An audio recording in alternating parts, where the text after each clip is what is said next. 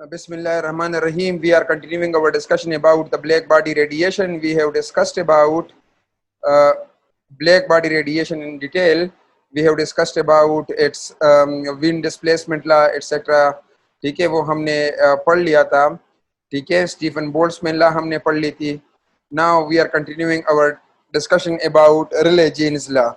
But before switching toward the Rayleigh-Jeans law, let me show you the real-time graph of a black body radiation. So you can see over here the high. So this is the graph of a black body radiation. ठीक है, ये black body radiation का graph है. ठीक है, अब यहाँ पर अगर मैं टेम्परेचर को डिक्रीज कर रहा हूँ, if you can see that, let me on the graph values and levels. ठीक है, एंड इंटेंसिटी एज वेल. चलिए इंटेंसिटी को छोड़ो फिलहाल. Okay, so if you are increasing the temperature, अब देखो सन का टेम्परेचर अगर मैं देखूं तो वो तकरीबन 6000 या 5800 केल्विन पे है. सो उसका पीक अगर आपको दिखाई दे रहा है तो ये उसकी पीक की वैल्यू है. वेवलेंथ ये है 1, दैट इज दिस वन. ये इस पीक का वेवलेंथ है 0.50 माइक्रोमीटर. ठीक है, एंड इसकी जो spectral power that is density है वो है 84.46 और यूनिट यहाँ पर मेंशन हो चुका है. If I am decreasing the temperature, if I am taking a light bulb, as long as I am decreasing the temperature, you can see the effect of the wavelength over here. The wavelength increases by decreasing temperature. The wavelength increases, the peak shift toward the right side. It shows that the wavelength increases as a result frequency decreases. So you can see that the peak shifts from green color toward the red color. ठीक है, still it lies in the visible range. अब इसका जो temperature होगा वो होगा 3900 kelvin. अगर अर्थ का हम देखें तो अर्थ को अगर आप देखो तो अर्थ हमारे पास कहां लाई कर रही है, that is in this range 8 point, वो हमने कल किया हुआ था, तकरीबन यहां तक तकरीबन आ रहा है. इसका पीक IR रेंज में लाई कर रहा है. ठीक है, और अगर मैं ऊपर की तरफ जा रहा हूं, देखो द पीक शिफ्ट, आपको नीचे लाइन दिखाई दे रहा है, the peak shift toward what we call toward the left side, the wavelength decreases. ठीक है, और यहां पर जो रेडिएंट एनर्जी होगी वो आपको पता है E is equal to sigma T4. ये हम मालूम कर चुके थे, हम एक्सप्लेन कर चुके हैं. ठीक है ना. सो आप देख सकते हो the peak shift toward what we called toward the left side. ये साइरस A एक स्टार का नाम है. ठीक है, जिसका टेम्परेचर है 150 केल्विन. तो इसका जो पीक आएगा वो यहाँ पर आएगा. अब ये जो बातें हम यहाँ पर कर रहे हैं, ठीक है, इसका मकसद यहाँ पर ये शो कराना है कि जब हम फ्रीक्वेंसी को, जब हम टेम्परेचर को इंक्रीज करेंगे तो वेवलेंथ हमारे पास डिक्रीज होगी एंड फ्रीक्वेंसी या स्पेक्ट्रल एनर्जी जो होगी वो हमारे पास इंक्रीज होती जाएगी. ठीक है, अब किसी भी स्टार का टेम्परेचर अगर हमें मालूम करना हो, if you want to calculate the temperature of any star, now let me come toward the slides. ठीक है, एंड लेट मी, ओके, यहां पर मैं बात करना चाहता हूं. देखो इधर हमें पता है कि अगर हमें कोई, फॉर एग्जांपल ये अर्थ है, ठीक है, this is the earth and that is a distant star over here. Here is a huge, this star is several light year away. So how you can predict its temperature, even though nobody can reach from Earth to that particular star? So how you can find its, what we call its temperature, although it is further light year away? So by just observing the peak, by just studying the spectrum observed by this, emitted by this star and observed on the Earth, you can find the peak value of wavelength, and once you find the peak value of wavelength, you can find out the temperature by using these beautiful laws. Now let me share with you people. Okay, so यहाँ पर हमने laws कुछ लिखी थी कि एक ये है, अगर आपको बॉडी के वेवलेंथ का पता है, so you can find temperature, T को वहां लेके जाओगे और लेमडा मैक्स को आप यहाँ लेके आओगे, तो आपके पास टेम्परेचर मालूम हो जाएगा। जस्ट आपने स्टार का कलर ऑब्जर्व किया है, उसकी पीक ऑब्जर्व की है कि उसकी पीक कहाँ लाई कर रही है। Once you find out the peak value, you can find out its wavelength, and once you find the wavelength, you can find its temperature. T is equal to 3000 micrometer divided by lambda max. So by just putting the value of lambda max, you can find out its surface temperature. ठीक है, आप उसका surface temperature मालूम कर सकते हो just by what we call by observing its color. ठीक है, ये हमने कल किया हुआ था. Now we are switching toward the Rayleigh-Jeans law. Okay Waqas ji, ask question please. Sir, जिस तरह आपने कहा कि हम किसी भी स्टार का सरफेस टेम्परेचर फाइंड कर सकते हैं, उसको अपेयर करके, उसको देख के कि उसका कलर किस तरह है, और उसको उस स्पेक्ट्रम में देख के कि उसका कलर किस तरह है और उसकी वेवलेंथ जिस तरह है, ठीक है सर। जी तो अर्थ की जो रेडिएशन है वो तो इंफ्रारेड में आ रही, वो तो नजर ही नहीं आ रही, विजिबल रेंज में नहीं है, तो फिर उसको हम कैसे सर जज करेंगे? ओके, बस I got your question. By observing the spectrum, I didn't mean that you are observing it by naked eyes. There are several techniques by which you can observe these sort of radiation. For example, if you cannot see infrared radiation, it doesn't mean that there is no such sort of infrared radiation. For example, you just took a remote control उठाओ बेटा, ठीक है, जो आज जिससे आप TV के channel change करते हो, उसको आप नेकेड आई से देखो और उसके बटन को प्रेस करो, तो उसमें जो सामने बल्ब लगा होगा उसमें आपको कोई रोशनी नजर नहीं आएगी। अब क्या करो, अब उस रिमोट के सामने मोबाइल का कैमरा ऑन करो, ठीक है, और जब आप उसको प्रेस करेंगे इस तरह, once you are pressing any button on that remote control in your mobile screen, you will get a purple type color. आपको एक रेडिश पर्पल टाइप का कलर दिखाई देगा, जो एक्चुअली इंफ्रारेड रेडिएशन है, जो आम आंख के लिए विजिबल नहीं है, लेकिन आप मोबाइल कैमरा या इस तरह के कैमरा डिवाइस से आप उसको ऑब्जर्व कर सकते हो। So by observing the color of the star, it doesn't mean that you are using your naked eyes. You can use certain type of detectors. By the detector, you can find out the peak of that wavelength. समझ गए हो? Okay sir, thank you. आप घर में अभी lecture के दौरान भी आप एक्सपेरिमेंट कर, रिमोट उठा लो और उसके सामने मोबाइल का कैमरा पकड़ लो और बटन प्रेस करोगे तो आपको उसमें पर्पल का लाइट नजर आएगा, ठीक है, और कैमरा हटाओगे और फिर देखो फिर आपको नजर नहीं आएगा। इसका मतलब ये है कि वो कैमरा इंफ्रारेड रेडिएशन को कैप्चर करने का कैपेबल है, आप नहीं देख सकते, ठीक है। इसी तरह जो जानवर होते हैं, फॉर एग्जाम्पल बिल्ली वगैरह हो गई, ठीक है, कुत्ता वगैरह हो गया, ये जो आपके लाइन वगैरह हो गए, ठीक है, जो भी इस फैमिली के जानवर है वो सारे के सारे रात के अंधेरे में देख सकते हैं, ठीक है, बिकॉज क्योंकि उनकी आई इस तरह डिजाइन हुई होती है, नेचर ने उसकी आई इस तरह डिजाइन की होती है कि they can look in dark and they can observe, they can look in the infrared radiation, ठीक है। तो साइंटिस्ट ने फिर उन आई के ऊपर रिसर्च किया और उसके ऊपर लेंसेज इस तरह बनाए जो रात में देखने के काबिल हो सकते हैं, जिस तरह आर्मी वाले वो स्पेशल टाइप का गॉगल्स पहनते हैं जिसमें वो रात को भी इजीली देख सकते हैं। समझ गए हो? यस सर, समझ गए। Thank you. Okay, I am proceeding further. This law explains black body radiation. The equation for this is, आपको दिखाई दे रहा है, E k is equal to 8 pi kt divided by lambda 4, ठीक है, where k is Boltzmann constant which is equal to 1.3806 into 10 raised to power minus 23 unit आप यहाँ से निकाल सकते हो, ठीक है। आप इस t को वहां लेके जाओगे, E बन जाएगा, t बन जाएगा और lambda E divide by t बन जाएगा और lambda 4 वहां शिफ्ट हो जाएगा, ठीक है। At long wavelength the law matches experimental result fairly well, ठीक है, यानी लॉन्ग वेवलेंथ पर, यानी लो एनर्जी पर, यानी लो टेम्परेचर के ऊपर हम इस लॉ को अप्लाई कर सकते हैं, लेकिन शॉर्टर वेवलेंथ पर, यानी शॉर्ट वेवलेंथ जब हम बात करते हैं इसका मतलब यह है कि we are talking about a high temperature.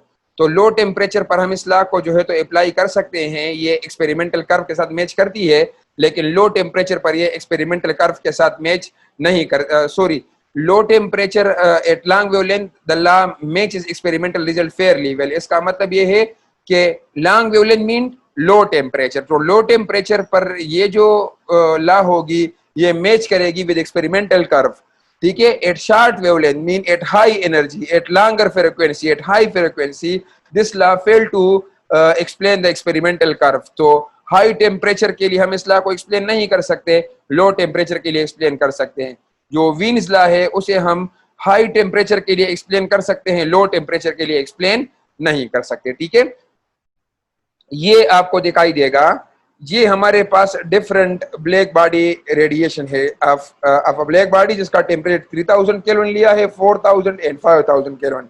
यहाँ पर भी आपको दिखाई दे रहा है कि the peak shift toward the lower wavelength range. ठीक है, ये जो आपको डार्क ब्लैक दिखाई दे रहा है ये वाला, ठीक है, ये क्लासिकल थ्योरी जो आपको लिखी नजर आ रही है। ठीक है, तो 5000 केल्विन पर ये क्लासिकल थ्योरी ये लाइन दे रही है और एक्सपेरिमेंटल कर्व हमारे पास ये वाला आ रहा है। तो देखो लॉन्ग वेवलेंथ पर लो टेम्परेचर पर ये सेटिस्फाई कर रही है, it is almost lying on what we called, अगर मैं इसको एक्सटेंड करूं तो ये मैच कर जाएगी विद द एक्सपेरिमेंटल रिजल्ट। ठीक है, लेकिन शॉर्टर वेवलेंथ पर ये मैच नहीं कर पाती, ये दूर जा रही है। देख रहे हैं आप लोगों को, that is the classical theory. Okay, classical theory क्या होगी? This theory states that black body radiation whose wavelength and color they depends on the temperature of the object. ठीक है, the wavelength of energy emitted by an object depends only on its temperature, not its surface or composition। यानी जो radiation body से emit होगी ये सिर्फ और सिर्फ बॉडी के टेम्परेचर पर डिपेंड करेगा, बॉडी के कंपोजिशन, उसके स्ट्रक्चर, उसके साइज वगैरह पे डिपेंड नहीं करेगा। सही है, तो बाकी पैरामीटर पे डिपेंड नहीं करेगा, it will only depend upon the temperature. तो जितना टेम्परेचर हमारे पास हाई होगा एनर्जी ज्यादा रेडिएट करेगी, टेम्परेचर कम होगा कम एनर्जी रेडिएट करेगी।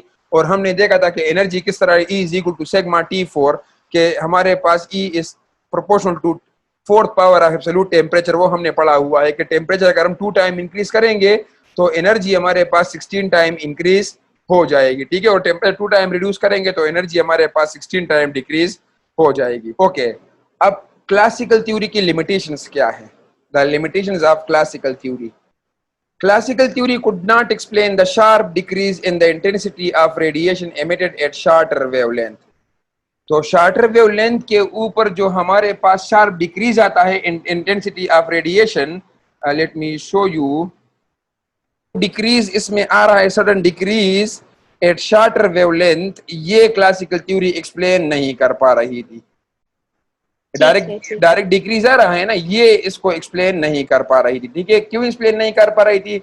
उस क्लासिकल थ्योरी फेल क्यों हो गई थी, यहां पर जरा इस पे बात करते हैं। देखिए, क्लासिकल थ्योरी फेल इसलिए हो गई थी क्योंकि अकॉर्डिंग टू क्लासिकल थ्योरी हमें पता है कि if the body radiate energy, आपके पास जो एटम होते हैं, जो सॉलिड होगा, solid body, it is composed of atoms. So in solid body, the atom will vibrate about their mean position. So if they are vibrating according to classical theory, they are behaving like a small tiny oscillators. Tiny oscillator जिस तरह आपके पास mass spring system होता है। So if they oscillate, they can radiate energy. They can oscillate at any frequency, at any energy. उसकी कोई energy, कोई भी frequency हो सकती है according to the classical theory। इसलिए ये कोई भी एनर्जी रेडिएट कर सकते हैं, कोई भी एनर्जी एब्जॉर्ब कर सकते हैं। ठीक है, so according to the classical theory आपके पास जितने भी एटम्स होंगे किसी सॉलिड के, वो बिहेव करेंगे लाइक अ क्लासिकल ऑसिलेटर, जिस तरह आपके पास मास स्प्रिंग सिस्टम हो गया। So if they are vibrating, they can radiate any sort of energy. If the temperature is low as compare to surrounding, it can absorb any sort of energy. ठीक है, तो ये energy को absorb और emit कर सकता है इन the form, continuously emit और एब्जॉर्ब कर सकता है। दैट्स व्हाई उन्होंने जो कंसीडर किया था, इसको कंसीडर किया था एज अ क्लासिकल ऑसिलेटर। बड़ा मेड़ा बनता है लेकिन इसको माइंड ना करे। ठीक है,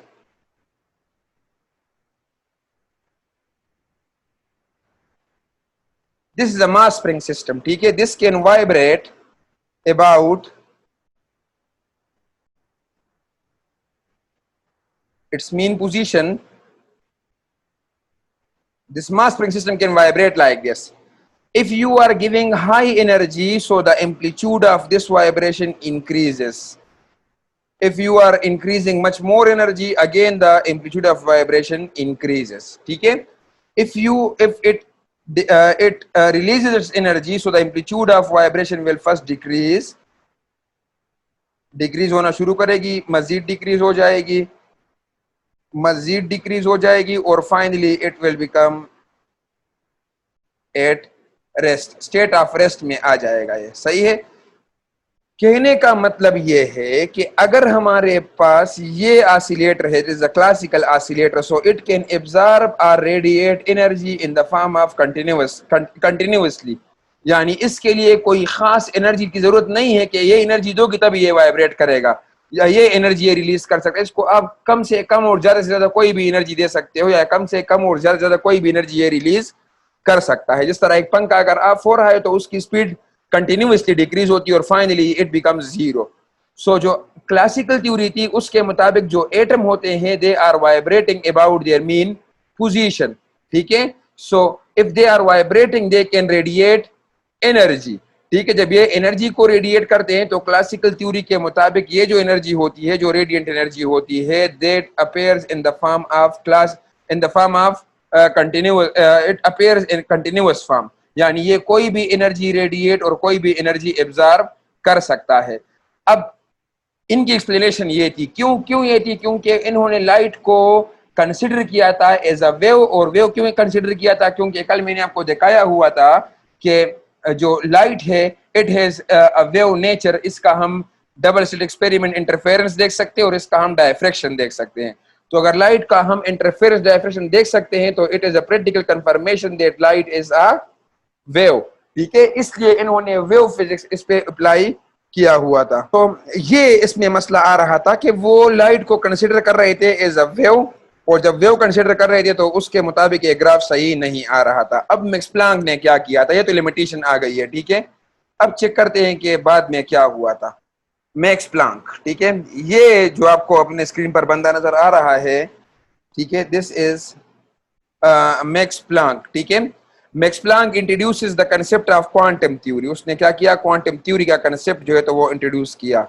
इन 1918 he was awarded the Nobel prize for the discovery of the quantized nature of energy. उसने क्या किया था कि लाइट का क्वांटाइजेशन ऑफ लाइट इसने ऑब्जर्व की थी कि लाइट जो है it is quantized. Quantized mean energy जो है हमारे पास क्वांटाइज्ड है, ये कंटिन्यूअस नहीं है, ठीक है। Quantum mean quanta, quanta mean packet, packet mean small discrete value, ठीक है। देखिए दो तरह की घड़ियां आपने देखी होगी, एक आपके घर पे वॉल क्लॉक लगी हुई है, तो वॉल क्लॉक क्या करती है, उसमें जो सुई होती है अगर 1 से 2 तक जाती है तो वो तमाम वैल्यूज को टच करके 2 तक पहुंचती है, ठीक है। It touches each and every value by moving from 1 to 2, ठीक है। लेकिन जो आपकी डिजिटल वॉच होती है, जो आपके कंप्यूटर या मोबाइल में लगी होती है, तो वो क्या करती है, 1 अपेयर होगा और कुछ देर के बाद ऑटोमेटिकली 2 अपेयर हो जाएगा, और 1 और 2 के बीच में जितनी भी वैल्यूज होंगी उन सबको स्किप कर देगी, ठीक है। यानी मैं यहां पर बता सकता हूं, फॉर एग्जांपल ये 2 नंबर है 1 and 2, स्क्रीन पर पहले ये अपेयर होगा, कुछ 1 मिनट के गुजरने के बाद ऑटोमेटिकली 2 अपेयर हो जाएगा। तो this there is a infinite number between 1 and 2, 1.1, 1.2, 1.3, 1.01, 1.02, 1.03, 1.001, 1.002, 1.003, infinite number है बिटवीन 1 and 2, ठीक है। तो जो डिजिटल वॉच होती है वो इन सबको स्किप करती है, यानी एक पार्टिकुलर वैल्यू ले रही होती है, क्वांटाइज्ड वैल्यू 1, और उसके बाद डायरेक्ट 2 आ जाएगा।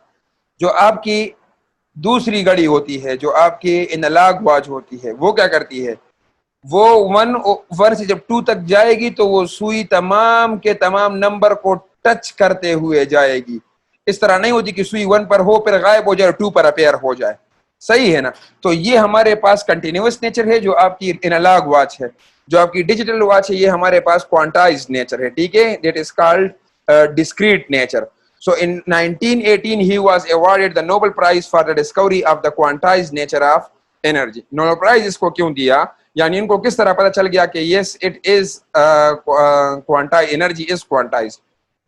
Okay, साइंटिस्ट को इसको नोबेल प्राइज दिया। नोबेल प्राइज इस बात पे दिया कि इसने प्रूफ किया था कि energy is quantized in nature, ठीक है। इसकी एनर्जी हमारे पास है वो क्वांटाइज्ड फॉर्म में होती है, ठीक है। अब इनको पता किस तरह चला कि yes energy is in quantized form, क्योंकि जो रेडिएशन लॉ के लिए इसने अपना मैथमेटिकल फार्मूला प्रेजेंट किया था वो 100% low temperature, high temperature, intermediate temperature, हर टेम्परेचर के ऊपर हमारे पास वो क्या कर रही थी, वो एक्सपेरिमेंटल ग्राफ को सेटिस्फाई कर रही थी। Let me show you the graph again.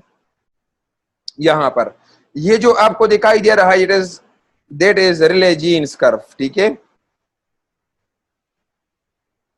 ये रिले जीन्स कर्व है। अगर मैं यहां पर वीन्स डिस्प्लेसमेंट लॉ को रिप्रेजेंट करूं, वीन्स लॉ को, तो वो यहां पर आएगा, इस तरह आएगा वो, ठीक है, यहां आएगी। तो वो लो वेवलेंथ यानी हाई एनर्जी के ऊपर सेटिस्फाई कर रही थी। ये हमारे पास, लेट मी मार्केट, वो कुछ इस तरह थी, यानी इस टेम्परेचर पर वो सेटिस्फाई कर रही थी, हाई टेम्परेचर पर, लो वेवलेंथ पर, लेकिन इंटरमीडिएट और लो टेम्परेचर के ऊपर भी वो कर्व को एक्सप्लेन नहीं कर पा रही थी, ठीक है। तो वीन्स लॉ भी फेल हो गई थी, जो हमारे पास ये वीन्स एक्सप्लेनेशन भी फेल हो गई थी, और रिले जीन्स एक्सप्लेनेशन भी फेल हो गया था, ठीक है। According to the black body radiation वो उसको सेटिस्फाई नहीं कर पा रहा था। अभी हम चेक करते हैं, ओके। सो इसने जो अपना मैथमेटिकल एक्सप्रेशन दिया हुआ था, that was all about what we call, वो पूरे के पूरे ब्लैक बॉडी रेडिएशन को कंप्लीटली जो है तो वो एक्सप्लेन कर रही थी, ठीक है। नाउ यहां पर अगर हम देखें, so Max Planck observe the Rayleigh Jeans and Wien's law and developed a theory, ठीक है। उसने रिले जीन्स लॉ और वीन्स लॉ को ऑब्जर्व किया और उसके मुताबिक अपनी थ्योरी प्रेजेंट की। According to this theory, radiant energy is emitted or absorbed discontinuously in the form of the bundles of energy known as quanta, ठीक है। कि जो एनर्जी होती है ये हमारे पास जो रेडिएटर होगा, ठीक है, जो ब्लैक बॉडी होगी, उसके जो एटम होंगे, that will behave like a quantum oscillator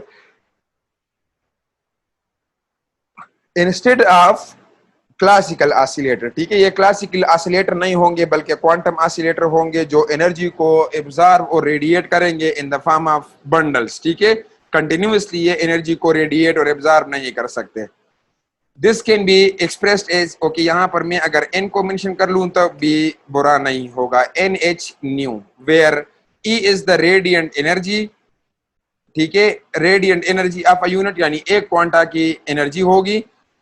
H is Planck's constant, its value is, let me write it, 6.63 into, ठीक है, ये हमारे पास प्लांक्स कांस्टेंट की वैल्यू है 6.63, which is 6.63 10 raised to power minus 34 joule second, ठीक है। यहाँ पर स्पेस नहीं होना चाहिए, okay. Nu is frequency of radiation, जो न्यू हमारे पास है दैट इज, ये हमारे पास प्लांक्स कांस्टेंट है, and n is number, n यहाँ पर क्या है, n is equal to 1, 2, 3, 4, so on, ठीक है। तो n कोई भी नंबर हो सकता है, नंबर ऑफ फोटॉन 1 होगा, 2 होगा, 3 होगा, number of this particular quanta. Photon का नाम फिर इसको एल्बर्ट आइंस्टाइन ने दिया था, प्लांक ने नहीं दिया था, ठीक है। तो ये हमारे पास क्या है, दिस इज प्लांक्स थ्योरी। अब इसकी फर्दर एक्सप्लेनेशन हम यहाँ पर करने वाले हैं। दोबारा स्लाइड को देखो।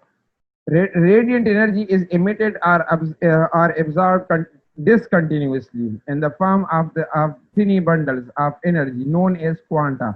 इस एक एनर्जी बंडल को हम क्या कहते हैं, क्वांटा कहते हैं, where E is equal to radiant energy of a unit, H is Planck's constant, and nu is equal to frequency of radiation. In 1900, the German physicist Max Planck used lucky guesswork. ये उसका guesswork था, as he later called it, ठीक है। यानी ये उसने बाद में कहा था कि ये मेरा जो था लकी गेसवर्क था, मुझे पता नहीं था कि एक्चुअली मैं कर क्या रहा हूं। To come up with a formula for the spectral energy density of a black body radiation, जो आपको बोर्ड पे इस वक्त दिखाई दे रहा है। Let me make it a little more clear. जो आपको ये वाला फार्मूला दिखाई दे रहा है, u nu, it is energy d nu, which is equal to 8 pi h divide by c cube. C हमारे पास स्पीड ऑफ लाइट है, nu is the frequency of that light, H is Planck's constant, K is Boltzmann constant, and T is that particular temperature. Here H is constant, whose value is, as I have told you, that is 6.63 10 to the power minus 34 joule second. यहाँ पर आप देख सकते हो, ठीक है, यहाँ पर मेंशन हो चुकी है। ये उसका फार्मूला था, ठीक है। अब इसकी जरा एक्सप्लेनेशन आ रही है। Now, if you are increasing the frequencies at high frequencies, h nu is very very greater than kT, and e power h nu divide by kT, यानी जब ये बहुत बड़ी वैल्यू बहुत छोटी वैल्यू पे डिवाइड हो जाए तो आंसर इसका क्या आएगा, समथिंग डिवाइड बाय जीरो, यानी kT is very very smaller, h nu is very very greater, ठीक है। फ्रीक्वेंसी हमारे पास बहुत ज्यादा हाई होगी, ठीक है। तो ये टर्म मेरे पास क्या आ जाएगा, इंफिनिटी को अप्रोच करेगा, ठीक है। Which means that this whole term goes to zero, ठीक है, एज ऑब्जर्व, यानी यहां पर अगर ये टर्म हमारे पास इंफिनिटी हो, if this term is equal to infinity, let me mark it, जब ये टर्म हमारे पास इंफिनिटी होगा तो इंफिनिटी से अगर हम 1 माइनस करेंगे स्टिल हमारे पास इंफिनिटी आएगा, और इंफिनिटी से जब हम ये सी क्यूब मल्टीप्लाई करेंगे तो अगेन ये टर्म पूरा का पूरा इंफिनिट हो जाएगा, and anything divide by infinity, यानी यहाँ पर कोई भी चीज होगी that is, let me right that, तो जीरो होगा, ठीक है। एक चीज है छोटी सी, और उसको अगर आप इंफिनिटी पे डिवाइड कर देते हो तो आपके पास आंसर क्या आ जाएगा, जीरो आ जाएगा एट वेरी हाई फ्रिक्वेंसी, ठीक है। हाई फ्रिक्वेंसी पर तो ये बात क्लियर हो जाती है, लेट मी, ठीक है। At low frequency where the Rayleigh Jeans formula is good approximation to the data, we can see that h nu is very very smaller than kt, and h nu divided by kt is very very smaller than 1. in general हमारे पास जो आएगा पहली value, अगर हम इसकी e power x को देखें तो इसका जो एक्सपेंशन होगा वो हमारे पास होगा 1 plus x square by 2 factorial by plus x cube by 3 factorial plus so on and so forth, this is the expansion of ex, ठीक है। So if x is small, ex small, यानी अगर जब ये स्मॉल होगा तो ex is approximately equal to 1, क्योंकि जब स्मॉल होगा तो e power 0 something power 0 is equal to 1, ठीक है। e power x is approximately equal to 1 plus x, and so far h nu divided by kt is very very small, we have 1 divided by e power h nu divided by kt minus 1 is equal to 1 divided by 1 plus x के बराबर है, तो 1 plus h nu divided by kt और minus 1 अपनी जगह पर आ जाएगा, तो ये दोनों कैंसिल हो जाएंगे, ठीक है। And I will get kt divide by, और इसको अगर ऊपर लेके जाऊंगा मल्टीप्लाई हो जाएगा, so I will get kt divide by h nu, ठीक है। This is approximately equal, h nu is very very smaller than kt, thus at low frequency Planck's formula becomes, ठीक है। इसमें अगर हम ये वैल्यू पुट कर लेंगे तो ये जो टर्म हमारे पास आ रहा था ये kt divide by h nu के बराबर आ रहा है dv, जब इसको सॉल्व करेंगे सो यू विल गेट, आपके पास आ जाएगा, ठीक है, 8 पाई kt divide bye c cube new square d nu, which is the Rayleigh-Jeans formula. Planck's formula is clearly at least on the right track. In fact, it has turned out to be completely correct. अब यहां पर क्या हो गया कि high wavelength पर जब हम इस फार्मूले को क्या करते हैं, सॉल्व करते हैं, सो ये डायरेक्ट हमारे पास जो हमने फार्मूला निकाला था Rayleigh-Jeans का एग्जैक्टली उसके बराबर आ जाता है। तो जब उसके बराबर आ जाता है इसका मतलब ये है कि हमारे पास ये फार्मूला जो है तो लो टेम्परेचर यानी हाई वेवलेंथ के ऊपर भी सेटिस्फाई हो रहा होता है, ठीक है। Okay, thank you for your time. Any question up here you can ask, please. Any doubt, any